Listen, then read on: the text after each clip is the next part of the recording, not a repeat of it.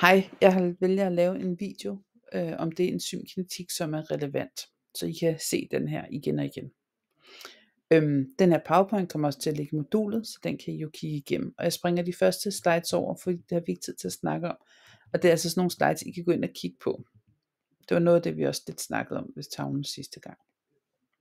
Fordi i dag skal vi snakke om enzymkinetik.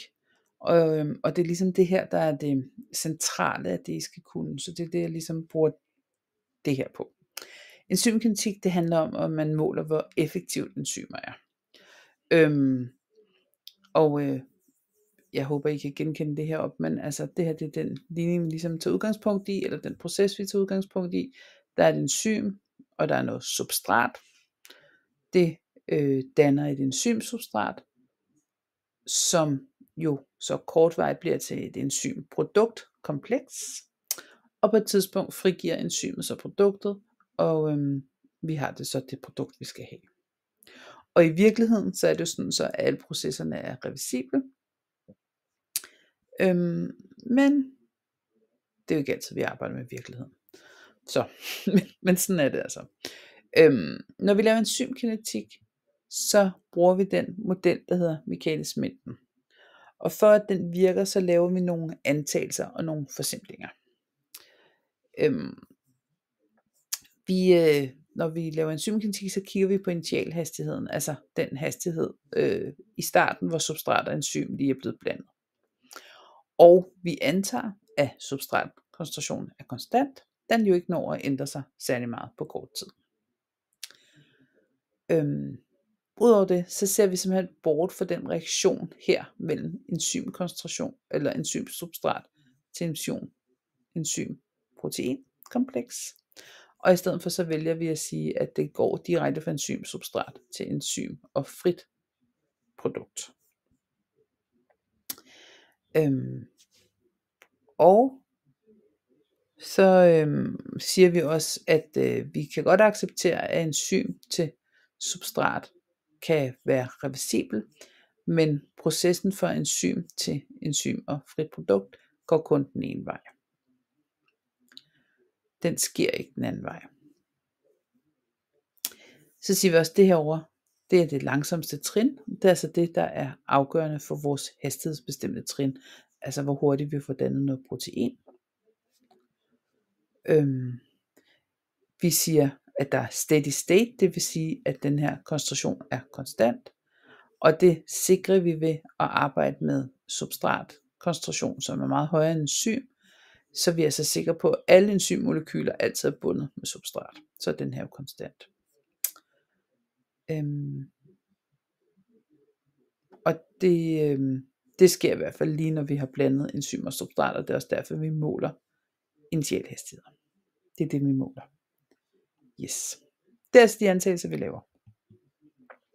Michaelis-Menten-formlen, udledningen af den må I meget gerne hygge jer ved. Jeg har vedlagt gymnasiekemi-videoen. Han er meget god til at gennemgå den. I kan også læse lidt om den der. I må også godt læse mere om i den lektie I har. I kan godt genlæse den. Men jeg har så valgt at tage det vigtige med, det I skal kunne. Og selve formen, altså vi udleder den ikke her, men det her det er selve formen. V hastigheden er lig med V max, eller initialhastigheden ved en bestemt substratkoncentration er lig med V max gange koncentrationen, substratkoncentrationen, divideret med Km plus substratkoncentrationen. V har vi defineret. V max, det er den maksimale hastighed for enzymet. Det er derfor det hedder max. Og Km, det er så den her konstant Michaelis-Menten. Og det er et mål for, hvor stærkt substratet binder til det aktive center. Og jo lavere Km, jo stærkere binding. Jo bedre enzym. Jo højere Vmax, jo hurtigere reaktion. Jo bedre enzym.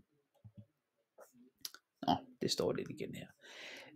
Fordi når man laver enzymkinetik, så gør man det, fordi man tit leder efter gode enzymer til nogle forskellige bioteknologiske processer. Det kan være, at man vil producere et eller andet, det kan være, at man vil lave noget antibiotika, det kan være til alt muligt, men man leder i hvert fald efter enzymer, som er effektive. Og så går man efter at finde enzymer med høj Vmax og lav Km, for at få en høj hastighed og et enzym, der er så godt til at binde substratet, at substratet ikke ligesom når at smutte, uden der er lavet produkt.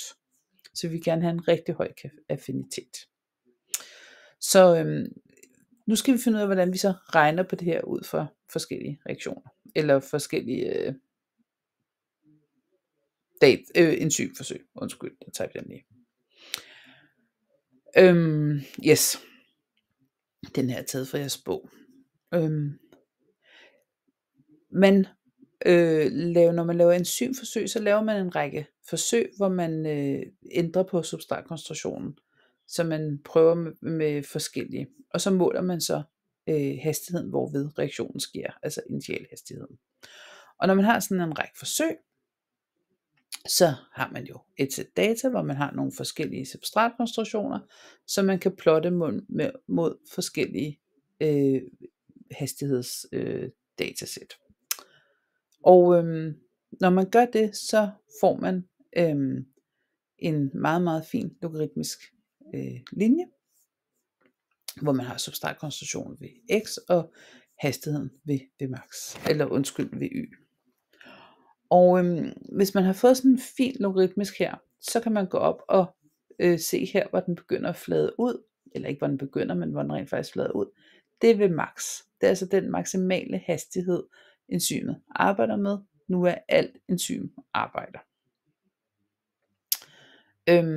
Og så vil man jo gerne finde den her Km, og Km er defineret ved substratkoncentrationen ved en halv ved max.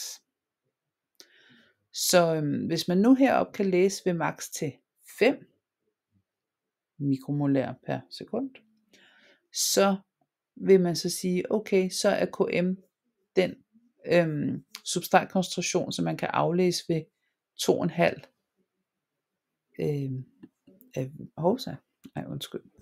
ved max.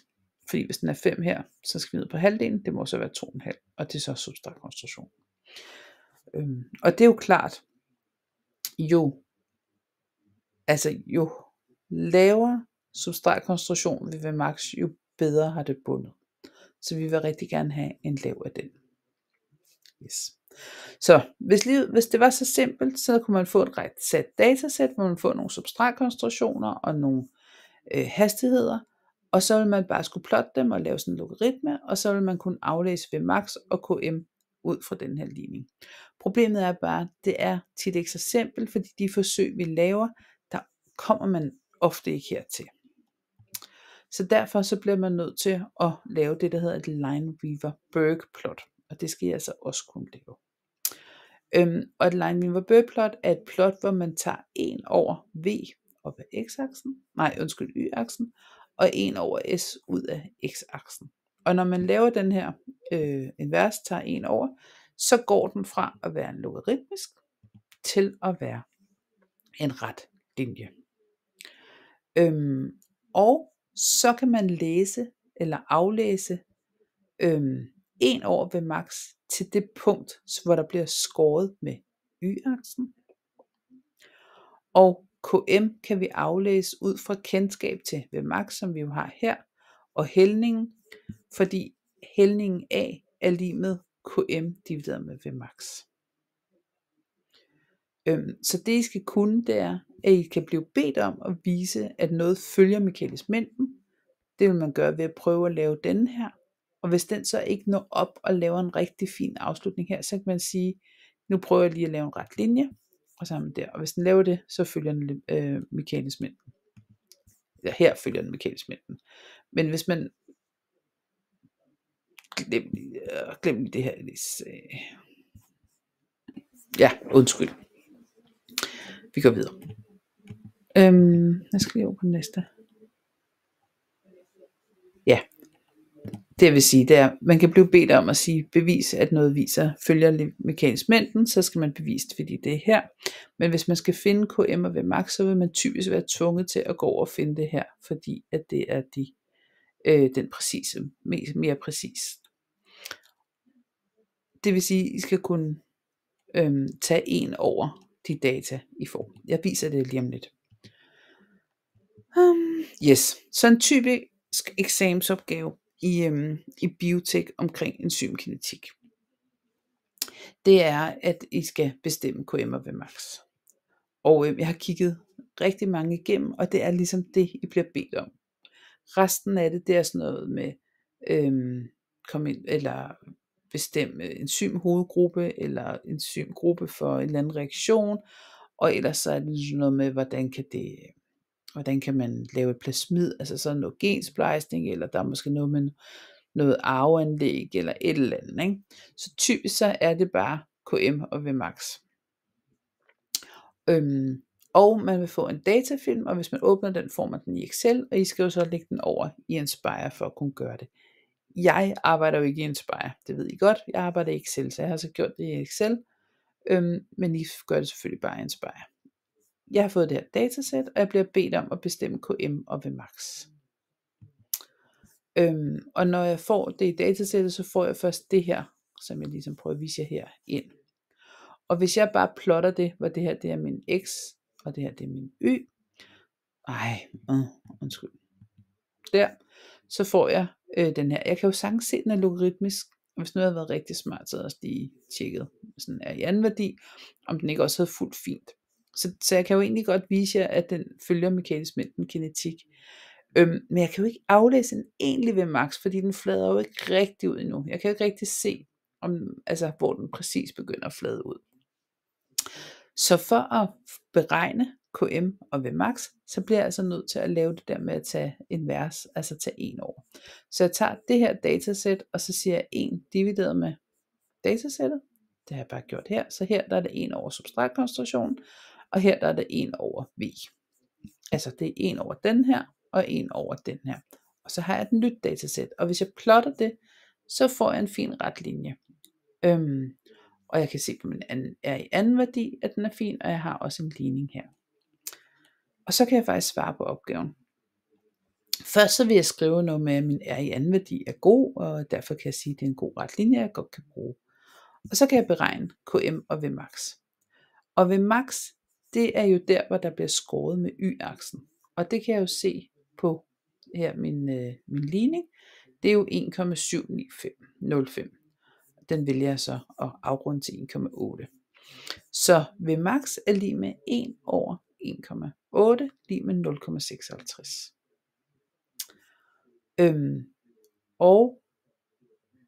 Det jeg også ved, det er, at jeg kan finde KM ved at finde hældningen, som jo altså er A-værdien, og den er jo 3,0988, men jeg afrunder til 3,1, og sige, at den er lige med KM divideret med Vmax.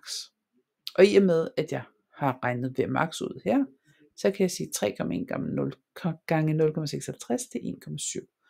Og så vil jeg skrive en afsluttende bemærkning om, at jeg har fundet KM til 1,7 mikromolær. Jeg vil altså huske at sætte data på. Og jeg har fundet Vmax til 0,56 mikromolær per sekund. Jeg vil også lige huske at sætte enheder på her og her. Gør det så grundigt som muligt. Og det er faktisk det, I skal kunne. Så husk, I får det her datasæt.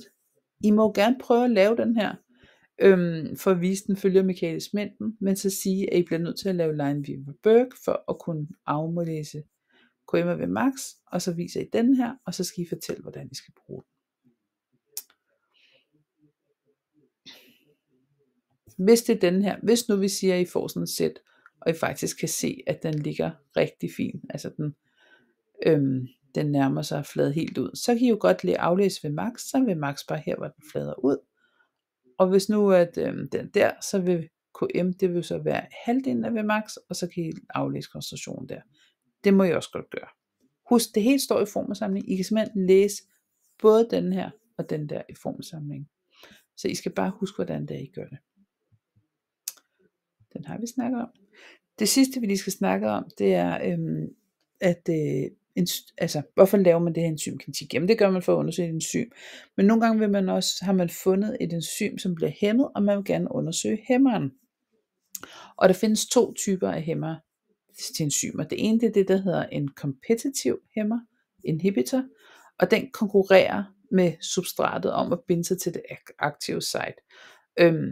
Så hvis en inhibitor har bundet, så kan substratet jo ikke binde, så den har ligesom vundet den konkurrence. Det er den kompetitive. Så er der den non-kompetitive, den virker ved, at den binder til enzymet et andet sted, som så ændrer den tertiære struktur, og dermed binder substratet mindre. Og hvis man har fundet et enzym, og har fundet ud af, at der er et eller andet, der hæmmer den, så vil man typisk gerne undersøge, at det er en kompetitiv eller en non-kompetitiv. Og det gør man ved at lave enzymkinetik. Man gør det, at man laver et forsøg med sit enzym, uden hæmmer, og så tilsætter man hæmmeren for at se, hvordan virker enzymet så.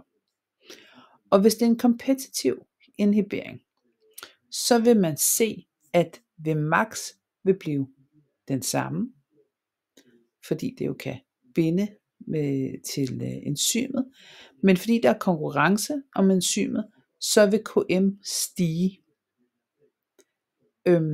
Så der skal der er en større koncentration af substrat til, før at vi er på en halv Vmax, fordi der jo er mere konkurrence om enzymet, fordi de jo konkurrerer her.